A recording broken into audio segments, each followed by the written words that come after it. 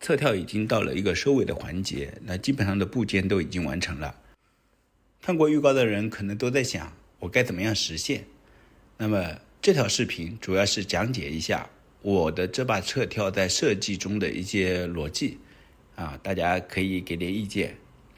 首先我们来看一下我的刀柄部分，也就是分为内衬和外部的贴片。那么中间这个是主轴，然后前端这个呢是指导柱，在后面呢是一个推杆的导轨。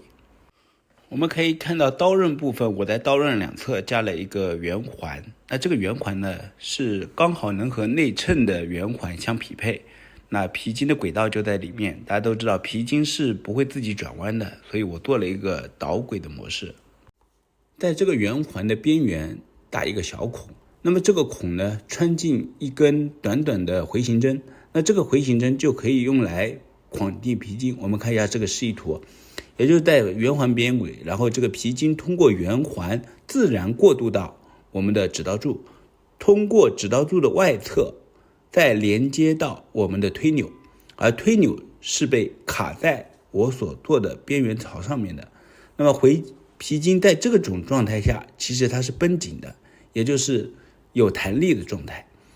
在这个位置呢，它有一个向里凹的一个槽，而这个槽的作用就是和推钮里面的连杆刚好卡在一起。在这种状态下，我只要把推钮往后一移，那么绷紧的皮筋就会瞬间的通过这个轨道旋转出来，让刀可以从侧面跳出。这就是一个出刀的一个过程。